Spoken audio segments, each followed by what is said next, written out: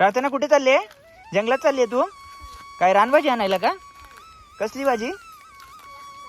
रानभाजी? कुठे चालली? जंगलात काय? ओके. मग आज कोणती भाजी बनवणार आहे तू? कोणती भाजी बनवणार आहे पूजा? शेवल्यांची भाजी शोधायला चाललोय.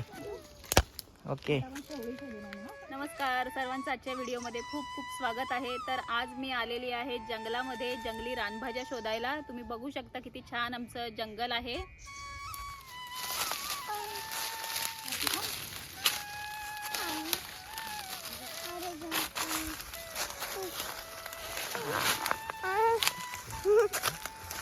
मंडळी, आपल्याला पहिलं शेवळं भेटलेलं आहे. तुम्ही बघू शकता व्हिडिओमध्ये शेवळं कशा प्रकारे आहे.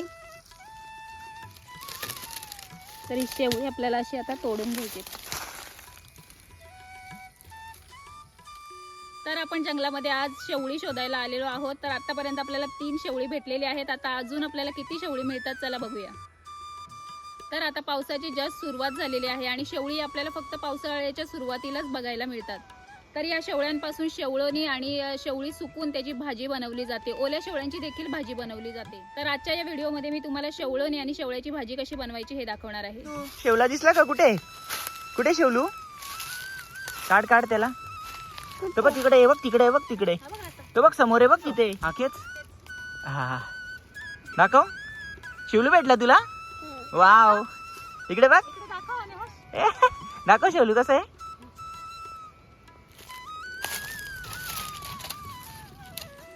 व्हिडिओमध्ये बघून तुम्हाला कळालं असेल की शेवळ्याची भाजी रानामध्ये कशा प्रकारे उगवलेली असते. शेवळ्याचे हे अशा प्रकारे लांबट कोंब जंगलामध्ये उगवलेले असतात. शेवळ्याच्या या कोंबाला खाली ऑरेंज कलरचा एक छोटासा पार्ट असतो, तो फक्त खाजरा असतो.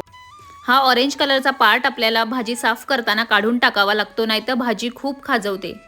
हा बघा, इथे एक शेवलू. ओल्या शेवळ्याची देखील भाजी बनवली जाते व त्याचबरोबर ही शेवळी सुकून आपण वर्षभरासाठी सुद्धा ठेवू शकतो. असा कलरच्या शेड बघा त्याच्या कशा आहेत, एकदम प्रॉपर. त्याला बोलतात निसर्गाची किमया.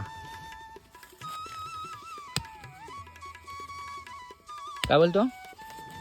आणि ही जी शेवली आहे ती प्रामुख्याने जो डोंगराचा उतार असतो, दगड धोंडे किंवा दगडाला जागा वगैरे असते, अशा ठिकाणी आपल्याला जास्त करून पाहायला मिळतात. घनदाट जंगलात ही रेअरली कुठेतरी एखादा सापडतो, पण जी डोंगराची पालथन असते किंवा एखादी दगडाला जागा वगैरे असते, अशा ठिकाणी ही शेवली आपल्याला प्रामुख्याने पाहायला मिळतात.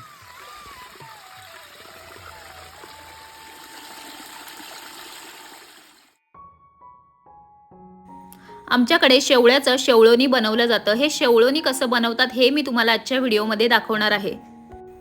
तर सगळ्यात आधी आपल्याला शेवळी साफ करून घ्यायची आहे. तर शेवळ्याच्या खालचा जो ऑरेंज कलरचा पार्ट आहे तेवढा फक्त आपल्याला काढून फेकून द्यायचा आहे व उरलेला शेवळ्याचा पूर्ण कोंब आपण असा लांबट कापून घेतलेला आहे. तर शेवळी कापून झाल्यानंतर आपल्याला स्वच्छ धुवून घ्यायची आहेत.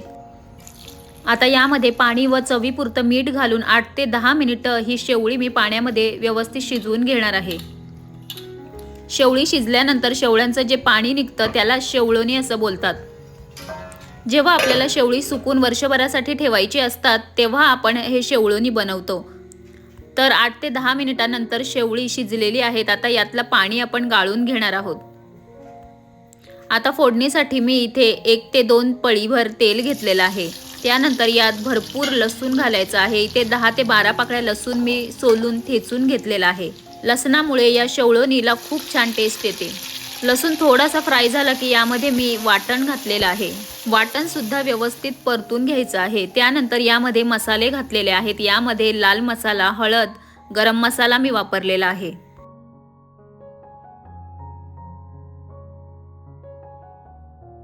आता चवीपुरतं मीठ घालून व्यवस्थित आपल्याला परतून घ्यायचं आहे.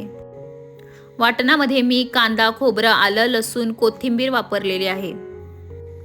सगळं व्यवस्थित परतून झालं की आता यामध्ये आपण शेवळोनीचं जे पाणी गाळून घेतलेलं आहे ते पाणी ॲड करायचं आहे. आता हा रस्सा 5 ते 6 मिनिटं आपण व्यवस्थित उकळून घेणार आहोत. तर खूपच चविष्ट असा अगदी नॉनव्हेज सारखा लागणारा हा रस्सा म्हणजे शेवळोनी तयार झालेला आहे. आता आपण जी शेवळी शिजवून घेतलेली आहे ती सुकवण्यासाठी मी अशा प्रकारे पसरून वाळत घालणार आहे. ही व्यवस्थित अगदी कडक सुकून घ्यायची, म्हणजे वर्षभर टिकून ठेवता येतात. व्हिडिओमध्ये तुम्ही बघू शकता की सुकल्यानंतर ही शेवळी कशा प्रकारे दिसतात. या सुकवलेल्या शेवळ्यांची भाजी कशी बनवतात हे आपण पुढच्या व्हिडिओमध्ये बघूया.